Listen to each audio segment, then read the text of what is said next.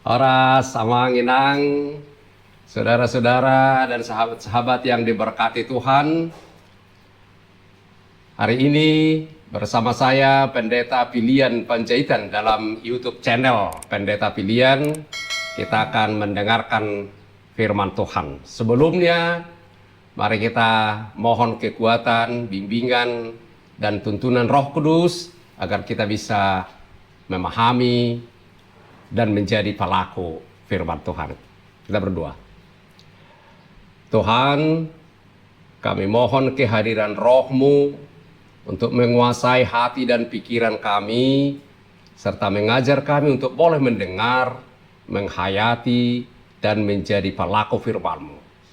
Dalam nama Yesus kami berdoa, bersyukur, dan berserah. Amin. Saudara-saudara yang diberkati Tuhan, firman Tuhan yang akan menyapa, meneguhkan, dan menguatkan kita diambil dari Yesaya pasal 35 ayat 4 sampai dengan ayat 10. Saya akan bacakan untuk kita. Mari siapkan hati, saya baca untuk kita.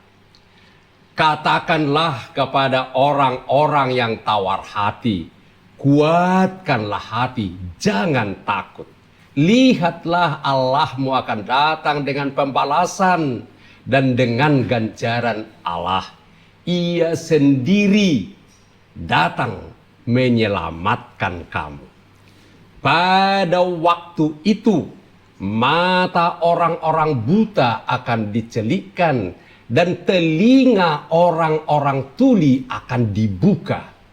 Pada waktu itu, orang lumpuh akan meloncat seperti rusa, dan mulut orang bisu akan bersorak-sorai, sebab mata air memancar di padang gurun dan sungai di padang belantara. Tanah pasir yang hangat akan menjadi kolam, dan tanah kersang menjadi sumber-sumber air. Di tempat serigala berbaring akan tumbuh tebu dan pandan. Di situ akan ada jalan raya yang akan disebutkan jalan kudus. Orang-orang yang tidak tahir tidak akan melintasinya, dan orang-orang pandir tidak akan mengembara di atasnya. Di situ tidak akan ada singa, binatang buas tidak akan menjalaninya, dan tidak akan terdapat di sana. Orang-orang yang diselamatkan akan berjalan di situ. Dan orang-orang yang dibebaskan Tuhan akan pulang dan masuk ke Sion dengan bersorak-sorai. Sedang sukacita abadi meliputi mereka. Kegirangan dan sukacita akan memenuhi mereka. Kedukaan dan keluh kesah akan menjauh. Demikian firman Tuhan. Saudara-saudara yang diberkati Tuhan, dalam firman yang kita baca tadi, ada hal-hal yang menakutkan. Tapi Tuhan mengajak kita melalui firman-Nya agar di tengah-tengah hal-hal yang menakutkan itu, teguhkanlah hatimu, jangan takut. Bagaimana bisa? Soal begini, jika Anda fokus pada masalah, itu hal-hal yang membuatmu takut, Anda akan memiliki lebih banyak hal masalah lagi. Ya. Jadi kalau kita fokus kepada masalahnya, sekarang COVID. Kalau kita fokus kepada COVID, membuat kita takut, kita akan lebih ketakutan lagi.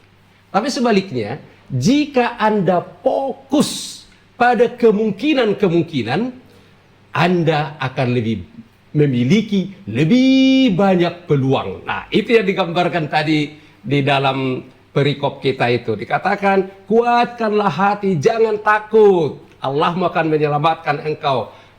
Mata, jadi menakutkan itu mata orang buta dicelikkan, orang telinga orang tuli dibukakan, orang lumpuh melompat seperti rusa, orang bisu bisa bersorak-sorai, mata air memancar di padang gurun.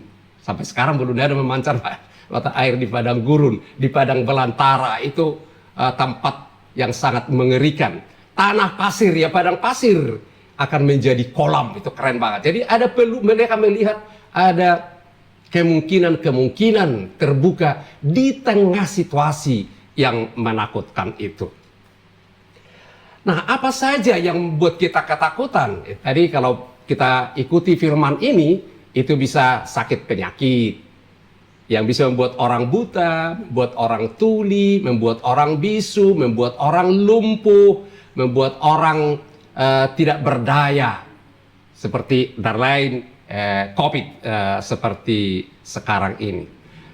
Alam, ya, situasi alam kita yang padang pasir digambarkan sebagai padang pasir, di sana tidak ada kehidupan. Itu situasi yang sangat mengerikan. Itu menakutkan. Kemudian ada lagi predator, pemusnah. Apa saja itu? Penjahat. Penjahat itu sebetulnya orang pandir, ya. Orang yang tidak tahir.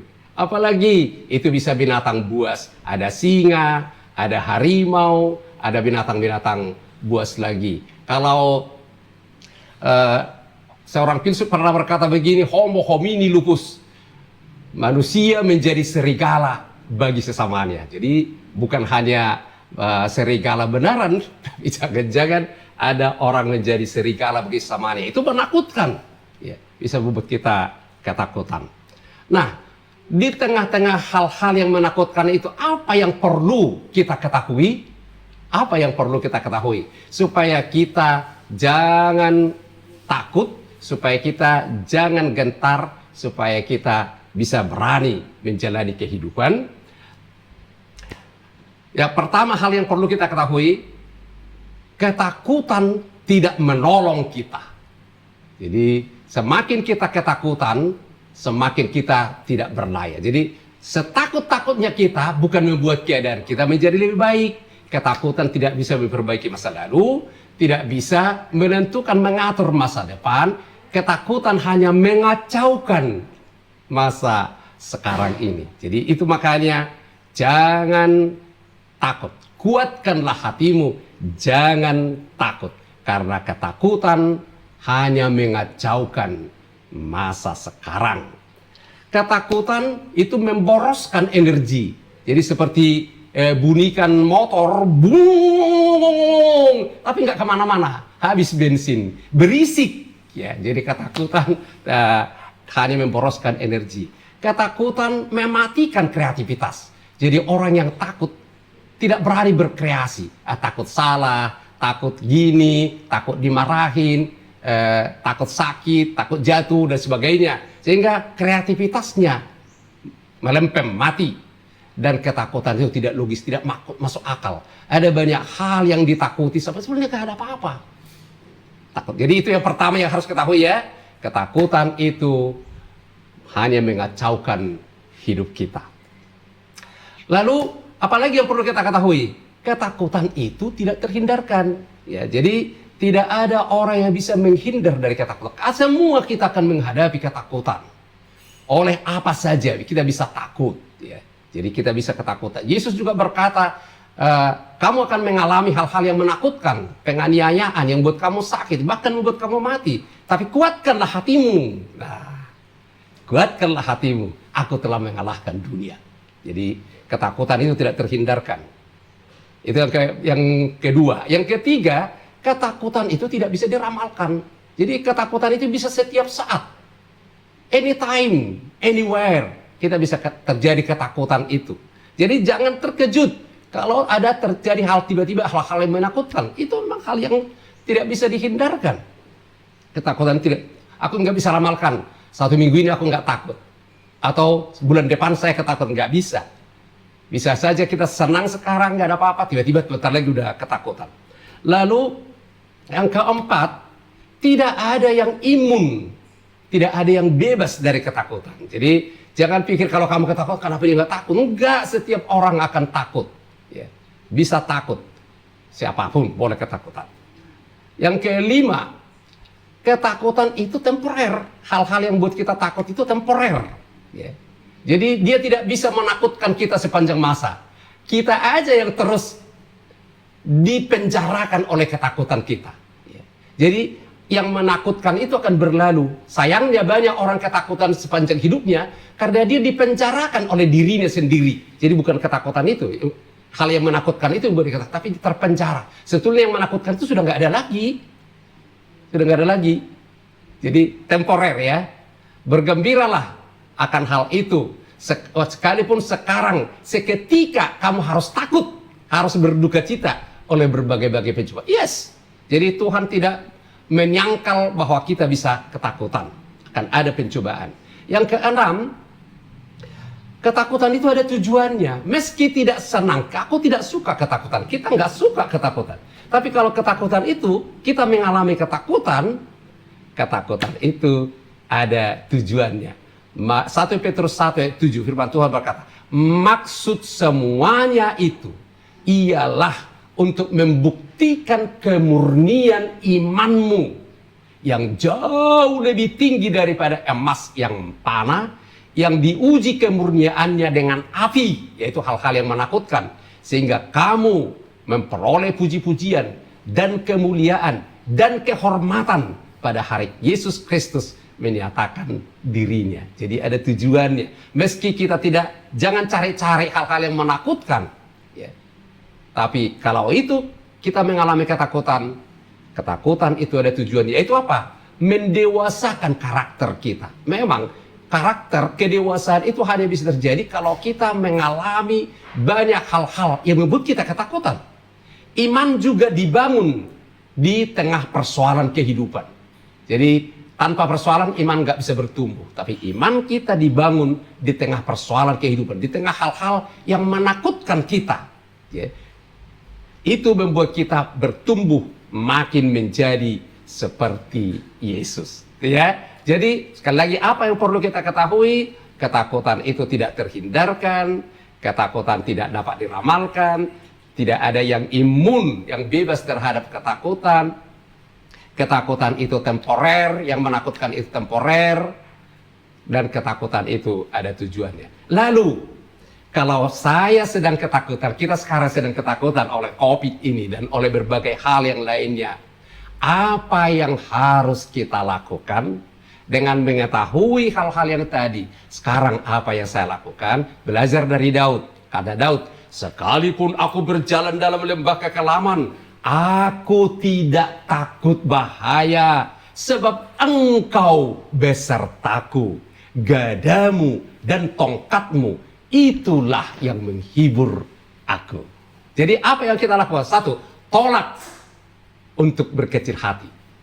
Tolak untuk berkecil hati. Jadi ketika kita sedang ketakutan, jangan ketakutan itu membuat kita jadi berkecil hati, jadi patah semangat. Tolak untuk berkecil hati.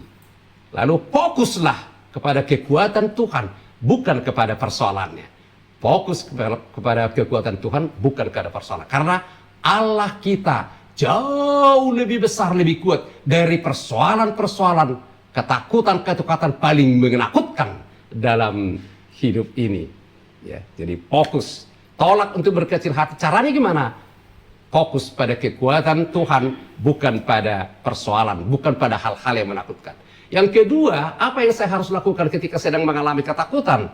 Ingat bahwa Tuhan bersamaku. Si Daud berkata, aku tidak takut bahaya sebab engkau besertaku. Ya, jadi Tuhan besertaku. Immanuel, Allah beserta kita. Di tengah-tengah kesulitan kehidupan, persoalan-persoalan, hal-hal yang paling menakutkan itu, ingat, aku bersama dengan Tuhan. Firman Tuhan berkata, apabila engkau menyeberang melalui air, aku akan menyertai engkau. Atau melalui sungai-sungai, engkau tidak akan dihanyutkan. Apabila engkau berjalan melalui api, engkau tidak akan dihanguskan. Dan nyala api tidak akan membakar engkau. Kenapa? Karena aku menyertai engkau. Jadi ingat, ketika ketakutan ini, saya tidak sendirian. Tuhan menyertai aku. Itu makanya tadi dalam ayat 4, di tengah-tengah banyak hal yang menakutkan bangsa Israel itu, Tuhan berkata, kuatkanlah hatimu, jangan takut. Lihatlah Allahmu akan datang dengan pembalasan dan dengan ganjarannya. Ia sendiri datang menyelamatkan kamu. Yang ketiga, apa yang saya lakukan ketika sedang ketakutan? Saya mengandalkan perlindungan dan bimbingan Tuhan.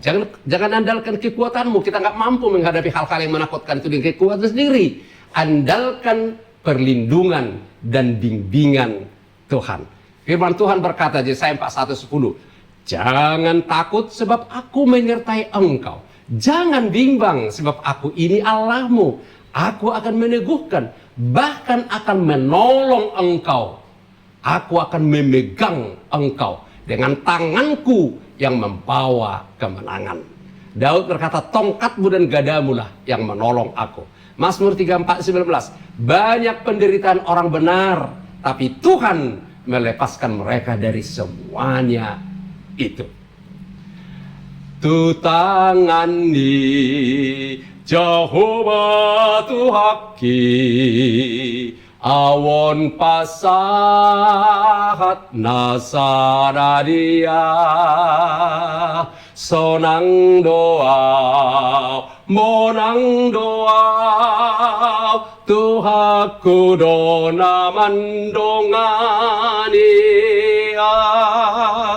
nang pemangga gamara rotua, si polisi nang mangunjulia, sonang doa, monang doa,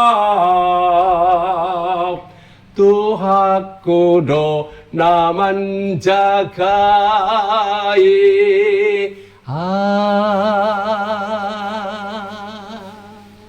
Kuatkanlah hatimu, jangan takut.